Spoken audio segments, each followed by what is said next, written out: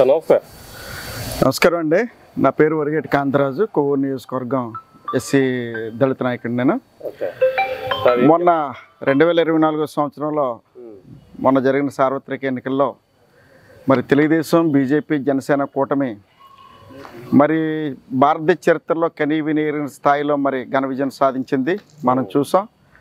175 సీట్లకి 164 సీట్లు ఘన విజయం సాధించి మరి ఆంధ్రప్రదేశ్ చరిత్రలోనే ఇది సువర్ణాక్షరాలతో లిఖించబడిన విజయంగా మనం చూసాం. ఎందుకంటే జగన్మోహన్ రెడ్డి రాక్షస పాలన, అరాచక పాలన, మరి ప్రతి వ్యవస్థను నిర్వీర్యం చేసిన పరిస్థితి మనం చూసాం. ఒక పోలీస్ వ్యవస్థ ఏంటి, రెవెన్యూ వ్యవస్థ ఏంటి, ఒక వ్యవసాయం సంబంధించిన విద్యా వ్యవస్థ ఏంటి, వైద్య వ్యవస్థ ఏంటి, ప్రతి వ్యవస్థ నిర్వీర్యం చేయడం కాకుండా మరి దళితులపై దాడులు, మరి దళితుల మీద అఘాయిత్యాలు చేయడం, దళితుల స్త్రీలను మానభంగాలకు గురి చేసిన సందర్భాలు చూసాం. దళిత యువకుల్ని ఎంతోమంది హత్యాకాండకు గురయ్యారు. ఇవన్నీ మనం చూసాం.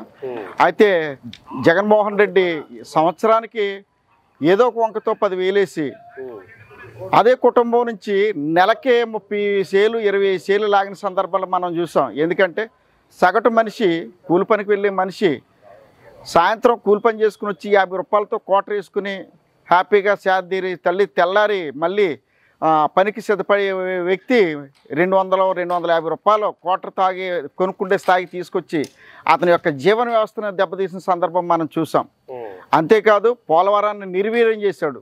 తెలుగుదేశం పార్టీ హయాంలో 2014 to 19లో 70% పూర్తయిన పోలవరం ప్రాజెక్ట్ని మరి కనీసం 70% నుంచి 1% కూడా మనం కదిలిన సందర్భం మనం చూడలేదు. అదే చంద్రబాబు నాయుడు గారు అయితే ప్రతి సోమవారాన్ని పోలవరంగా వారం పేరు మార్చుకుని ప్రతి సోమవారం కూడా మనం సందర్శించి చంద్రబాబు నాయుడు గారు మరి ఆంధ్రప్రదేశ్ జీవనాడి పోలవరం ప్రాజెక్టుగా మరి ఆయన చూడడం మనం జరిగింది.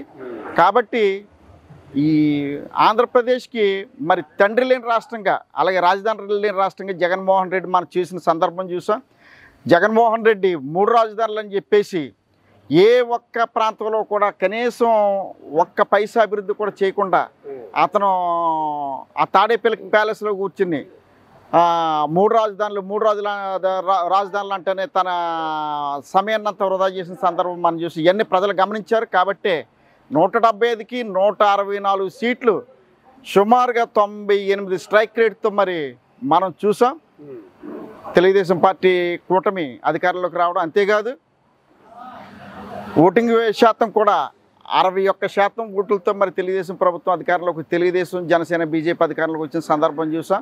ఏ ఒక్క ఎమ్మెల్యే కూడా 10,000 లోపు ఉన్న ఎమ్మెల్యే అనేది 20,000, 30,000, 40,000, 50,000, 70,000, 90,000 అత్యధిక మెజార్టీతో గెలిపించిన సందర్భం మనం చూసాం. కాబట్టి సంక్షేమ పథకాల పేరుతో జగన్మోహన్ రెడ్డి ప్రజలను మోసం చేశాడు. సంక్షేమ పథకాలు అనేవి ప్రజల్ని 10,000 ఇచ్చి ప్రతి కుటుంబంలో కూడా 60 రూపాయలు ఉండే నూనె ప్యాకెట్ 190 రూపాయలు అయింది. 58-60 రూపాయలు ఉండే పెట్రోల్ ధర 110 రూపాయలు అయింది. 48 రూపాయలు 55 రూపాయల మధ్య నుండి డీజిల్ ధర 110 రూపాయలు అయింది.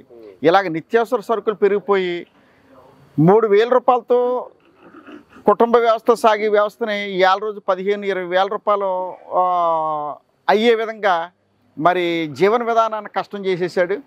అంతేకాదు ఇసుక చంద్రబాబు గారి హయాంలో ఇసుక లారీ మనం 3,000-4,000 రూపాయలు వచ్చి 40,000 రూపాయలు 5 యూనిట్లు 40,000, 50,000 కొన్న సందర్భాలు చూసాం.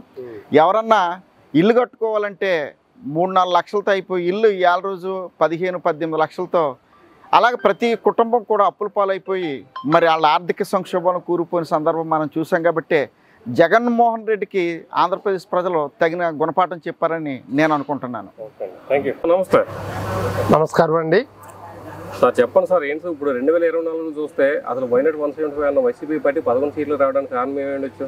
కారణం ఏమిటి, మనం చేసుకున్న పనులు బట్టే ఉంటుందండి. ఆయన ఏం చేశారో తెలీదా? ప్రజలు ఇప్పుడు దానికి తగ్గ రీతిగా ప్రవర్తించారు.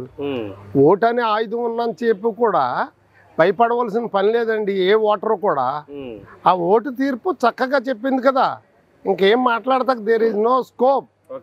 అంతే. 174 సీట్లకి 160 వచ్చాయంటే ఇంకెక్కువ కూడా వస్తాయి. ఇందులో ఏ దాగుడు మూతలు లేవు. ఈ రోజున మన జేబులో 100 రూపాయలు పెట్టుకుని ఆడుకోక 5 ఇస్తే మంచి ఏమి రాదు. ఆయన గ్రహించలేదు అంతే. ఇది స్వతంత్ర భారతదేశం. డాక్టర్ బిఆర్ అంబేద్కర్ గారు కాన్స్టిట్యూషన్లో అంత సిస్టమేటిక్ రాశాడు. వాళ్ళ కాన్స్టిట్యూషనే లేదని అన్నీ కలిపి తెలకండి. షెడ్యూల్ కులాల్లో 59 కులాలు ఉన్నాయి. 59 కులాల్లో ఈ వేళ 76వ సంవత్సరం స్వాతంత్రం వచ్చి ఇంకనూ డెవలప్ అవ్వలేదు. అంత హీన స్థితిలో ఉన్న దళితుల్ని ఎవరు మోసం చేశారు? ఇదివరకు చంద్రబాబు నాయుడు గారు మోసం చేశారా? చేయలేదే. ఆయన వర్గీకరణ అనే చక్కని పదముతోటి ఏ కులం అయితే అనగారిపోయిందో ఆ కులాలను బయటికి తెచ్చారే. మళ్ళీ అటువంటి మహానుభావుడు రావాలా? ఆకలి అవుతుందని అంటే అన్నం పెట్టిన వాడు గొప్పోడా, లేకపోతే అడగకుండా మీకు ఇంకోటి ఇస్తాను బట్టలు కుట్టిస్తాను అన్నవాడు గొప్పోడా? ఆకలి అవుతుందని మేము అడిగాం. ఆ రోజున అన్నం ఇచ్చాడు. 4 సంవత్సరాలు 22,000 ఉద్యోగాలు వచ్చినాయి. ఎంతో హ్యాపీగా ఉన్నారు. ఈవేళ అందరూ కూడా పెన్షనబుల్ జాబ్స్ అవి.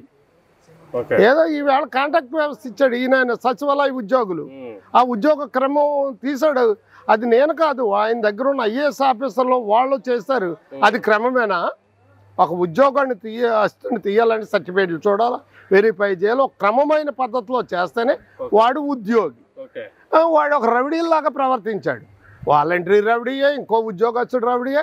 ఆ సచివాలయంలో నీ ఉద్యోగం ఏంటంటే ఆ చెప్పేవాడు లేడు. ఎవడు కూర్చుని వాడు సీట్లో ఎవరు చేశారు అది ఇచ్చారు. పోనీ మన బిడ్డలే ఉద్యోగస్తులు అనుకుందాం. మరి ప్రతి ఒక్క షెడ్యూల్ కాస్ట్ నా తమ్ముళ్ళు, నా మేనల్లుళ్ళు, మేనగోళ్ళు అన్నాడు. మా డాక్టర్ ఏం చేశాడు? I'm a schedule caste person. నా డాక్టర్ నా బంధువు. డాక్టర్ నిలువునా చంపేశాడు. ఎవరు చంపారు? పోలీసు వ్యవస్థ. పోలీసు వారు కూడా ఉద్యోగస్తులే. పిచ్చి వచ్చేస్తే, క్రాక్ వచ్చేస్తే నడి రోడ్డు మీద బట్టలు ఇప్పేసి కొడతారా? ఎక్కడైనా ఉందా ఈ పాలసీ? క్రాక్ వచ్చిన వాడిని తీసుకెళ్ళి ఎక్కడో ఇంటెన్సివ్ కేర్లో చేర్చి ట్రీట్మెంట్ ఇప్పిస్తారు. మరి ఈ విధంగా చేశారు.